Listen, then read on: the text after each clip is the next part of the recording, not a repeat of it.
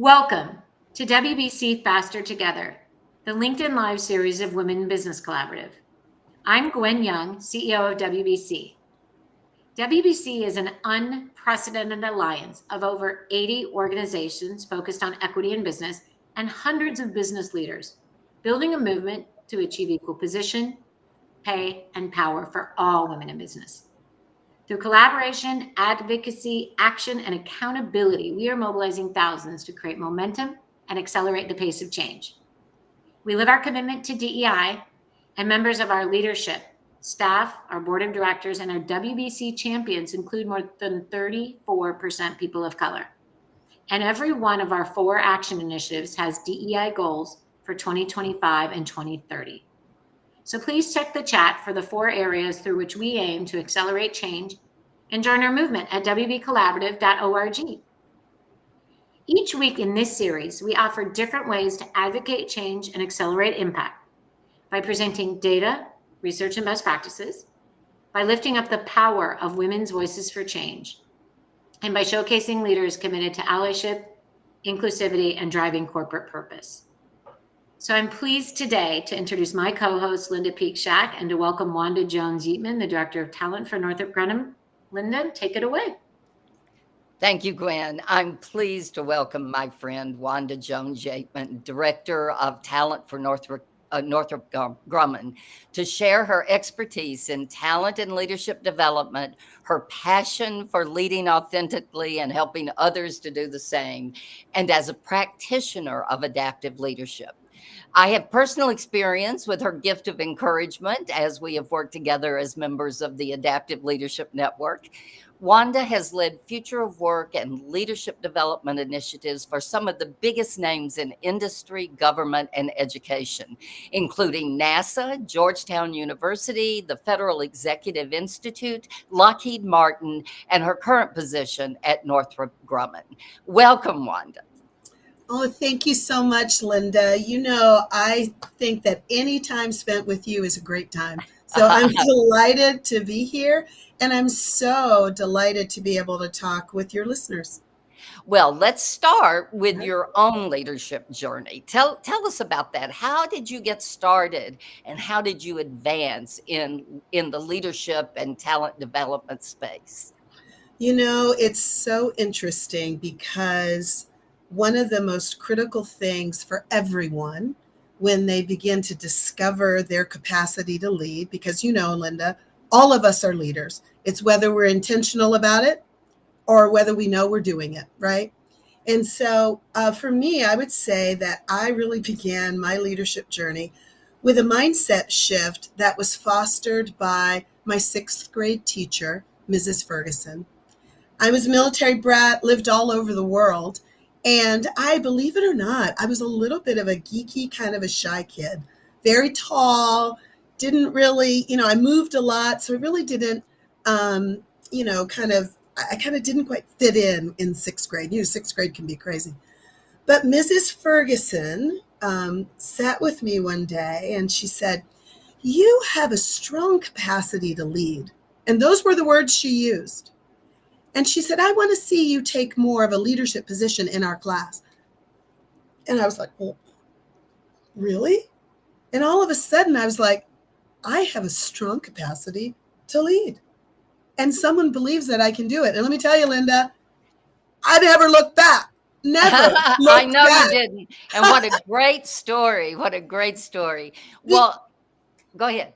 I was just going to say, from there, I didn't look back. And I then continued in leadership roles, really testing myself and pushing myself throughout high school. And I ended up going to college on a full ride leadership scholarship in Arizona. And then from there, really made it my business to look for that moment in every space that I was in. Where was my place to lead? What a great lesson for others. Authenticity is both a touchstone for you, it's evident in your own leadership, and in how you develop others. So how do you define that? And why is it so important? And do you find it hard to help people become their authentic selves in their leadership? Well, you're probably going to laugh when I say this, but I believe in unicorns, right? And I believe in unicorns because when we see that person that has that special magic, who is unique and brings a rare gift, we need to be able to honor that. And actually, I believe that all of us have the capacity to be a unicorn when we discover ourselves. And so often people don't know that they are a unicorn because they think they have to be like somebody else and they have to show up like somebody else. So one of the hallmarks for me as a passionate talent developer and as a leader who seeks to really uncover the best in others is to first really help them understand their magic, help them understand their uniqueness, and really help them to think about what is that special little something something that you have that nobody else has, and how can you bring it to bear where you are. And then when we do that, I help them to learn how to cultivate that, because purpose, I believe we're all here for a reason. From a spiritual perspective, every person on the planet has a reason for being here. And so it's really helping people to understand that when you unleash your uniqueness in your purpose, you become a difference maker. And that's what I really try to do. I will say that the hardest, the place where it's difficult is, I think in today's world, there's so many models that people want to say, I have to be this way. That's the hard thing, is saying, no, you don't have to be that way. You need to be you, right? Do you find that women is it either easier or harder when you are developing women for them to accept that unicorn part of themselves? Yeah. I think it depends on the woman. And because, women are not a monolith, right? They all come from different Yes. perspectives. I think the challenges for women of color are very different than women from more of the majority space, right? Because the game is a different game, and there's that uniqueness for all of us as women, where I think the things that make us uniquely who we are as women are also the very things that can be limiters for us if we allow them to be. I think a lot of women come to the world, for the most part, with a greater desire to collaborate rather than dominate, right? And if we over pivot on that, then we are dominated, right? And so I think it's that place of understanding, again, how do I use my uniqueness and not over pivot in those places, but hold steady to who I am. Yes, that's great. You've been a practitioner of adaptive leadership throughout your career. And can you help us understand what that is and how it has led you in your own journey, and how it helps you develop others?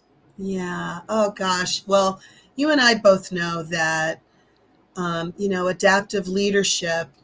It's been a life changer for me, right? In terms of the lens of seeing how I show up as a leader, and it's at a high level.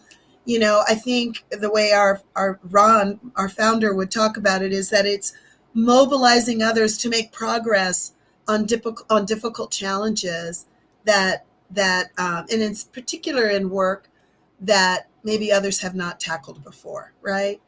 And it's doing that through the lens of understanding that you don't come to that work just with your authority. You have to really bring the ability to influence.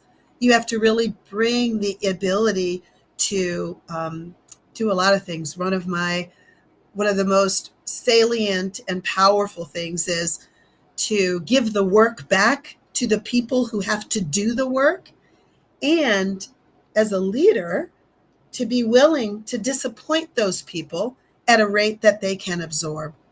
And what that means is not standing in their way of doing their work of leadership. Adaptive leadership is about really and truly understanding that leadership is about influence. Leadership is about understanding that people bring a whole host of other people with them when they come to the leadership table. And I think one of the most critical components for me, and one that we've been studying a lot in the framework, is understanding that you have to have a sacred heart to be able to practice adaptive leadership, because adaptive leadership is not for the faint of heart, because you're wading in where angels fear to tread, right? It's like you're doing the hard stuff. And let me tell you, your heart can be broken when you confront people with inconvenient truths that they don't want to face. And when you are bringing them to the brink of seeing those inconvenient truths and having to face the losses that they bring forward for them. That's So, right. That's right. And we encourage everybody to research adaptive leadership, because both of us believe that it's a very important way to bring about progress on really complex issues. it is. You know, WBC is all about a focus. One of our focuses is on filling the pipeline with women leaders. That Yeah. a pipeline is important. I know you believe that too. So, how do you approach filling the pipeline in your work? I think in many of the roles that I've played in different organizations, I'm a longtime executive coach, and I've actually created programs for women in my own space as an executive coach, and I do that in my work even today.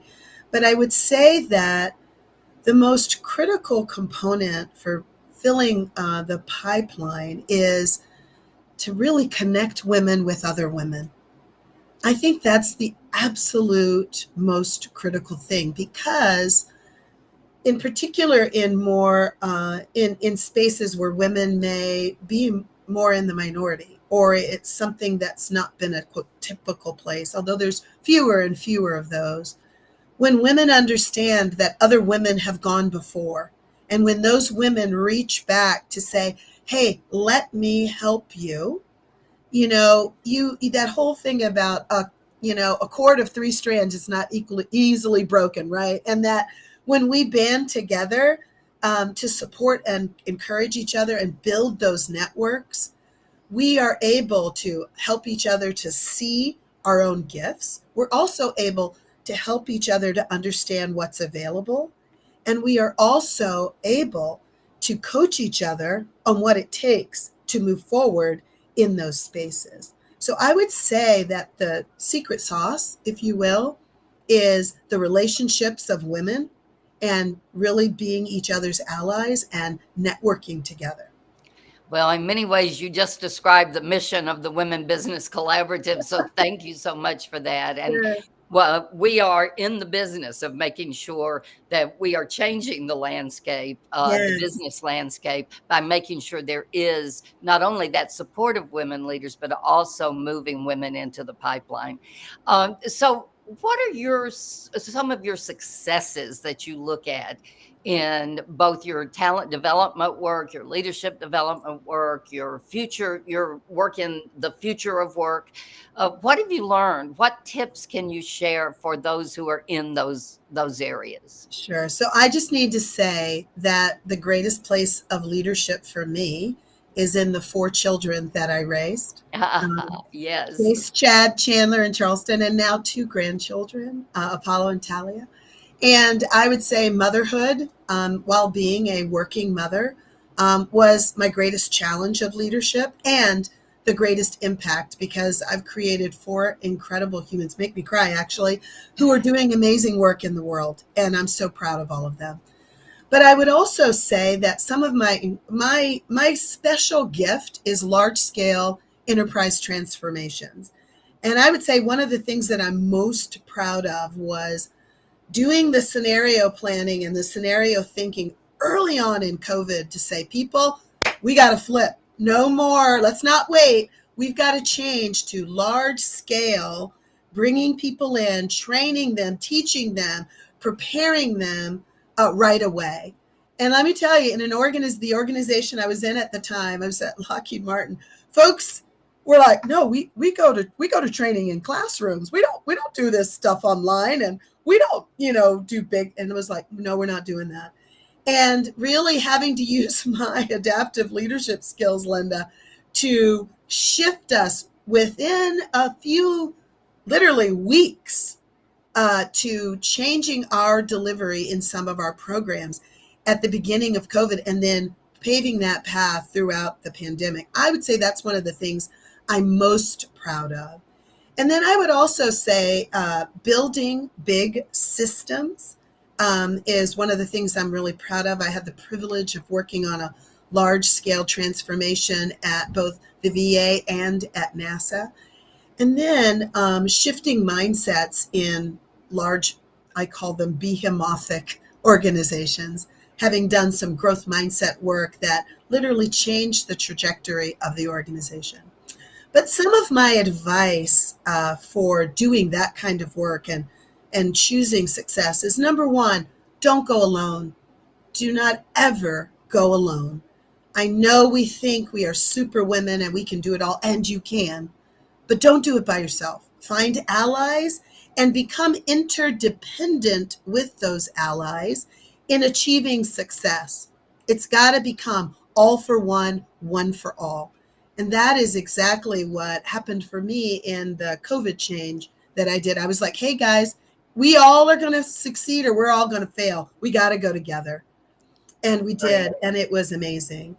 And then I would say the other big thing is to listen to your stakeholders and deeply understand their needs, their pain points, and what they think success is. And then last but not least, my last point is to become a feedback fanatic. You've got to say, feedback is my friend, no matter what it is, and go after that with a relentless determination to get it. Well, I'm going to skip to our final question because I want to give you plenty of time to talk about this. Self-care, nurturing your soul has been an important leadership practice for you. So what guidance can you give others who want to undertake such a practice? Oh, thank you for that question. And I loved that question. And I think one of the most critical things is to know who you are. And, to know who you are and to not negotiate who you are at your core. As a strong, confident Black woman operating in a lot of white male dominated spaces, Linda, I've had to really work hard on that and not negotiating who I am as a person, my worth, who I am, and where I am valuable. Other people can think what they are, but it has to begin with me knowing who I am and valuing me. And then I think the other thing is to understand that you are responsible for the care and feeding of your soul always. Never stop being responsible for that, because institutional soul nurturing will almost always fail you, and it will leave you bereft and hungry if it was your way of feeding your soul. And it's really important to just understand that it's your job. Secondly, never stop listening for the voice of God. The divine is always seeking to connect with you, however you define that, right? But you must want to hear. My favorite verse is, speak, Lord, because your servant is listening, right? I don't always want to listen, but I do say that, right? Right. And then I think the last one, Linda, is never allow the reality of evil to overcome your capacity and willingness to choose good. Those would be the things I would say to continue to do to nurture your soul. That's wonderful advice. In fact, this entire conversation has been filled with great advice. And thank you so much, Wanda, for Sure. giving us that wisdom today. To our listeners, that's all we have time for. We invite you to go to wbcollaborative.org and learn more about our initiatives to increase women in the C-suite and the boardroom, to address underrepresentation of women in STEM and the available capital for women, and to advance a pipeline of women leaders to bring gender and pay equity and diversity, equity, and inclusion to the business landscapes. Join us weekly to keep up to date on our next guest and on our progress, the movement for gender equity in business, and the latest issues by following us on social media at WB Collaborative on Instagram, Twitter, and LinkedIn.